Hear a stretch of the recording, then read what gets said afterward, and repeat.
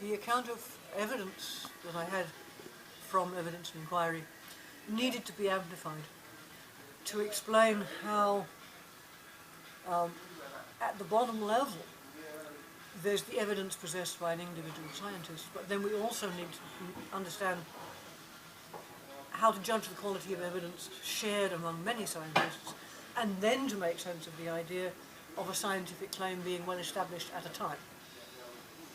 So that required significant epistemological work, trying to build a construction in which we had the personal, the social, and the impersonal conceptions of quality of evidence. And when it came to the question of method, I realized I don't really believe in the scientific method.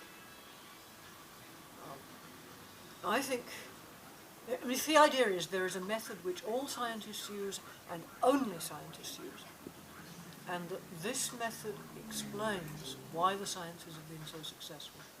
I think there's no such thing.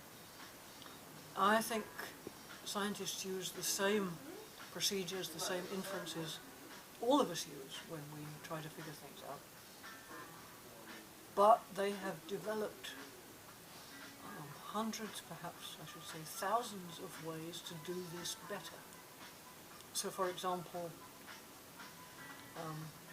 instruments of observation, microscopes, more and more sophisticated, telescopes, more and more sophisticated, to see things very small, things very far away.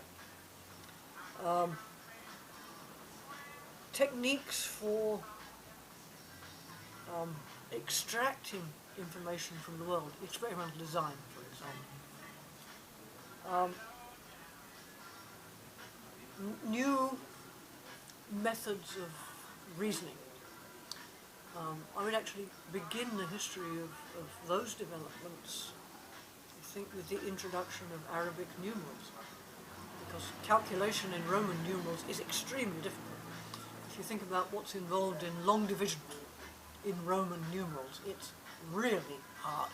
In Arabic, it's really easy. School children can learn it. But, you know, Arabic numerals, the calculus, statistics, eventually the computer and all the remarkable extensions of reasoning power that this gives us. Models, metaphors to extend the imagination. And a whole array of social mechanisms, like the peer review process, the system for giving out grant money, the system for deciding who gets a position in a university, and so on, which up to a point, though only up to a point, I think, have kept scientists honest. So, first, between scientism and cynicism. Second, okay, so what's the new intermediate account of evidence and of method? And then I found myself wondering, yes, but this is not... Okay, it would not be possible for science to do what it does if the world were completely chaotic. If there were no laws, if there were no kinds of thing, science would be simply impossible. So another chapter talks about what are the metaphysical assumptions required, how must the world be, in order for creatures like us to be able to find out how the world works to the extent that we can. And then I think I'm up to chapter 6. Okay, well that's about the natural sciences. What about the social sciences? How are they similar? How are they different? And this led me to this chapter 7. What do I think about the relation between philosophy of science and sociology of science? These two disciplines were for many years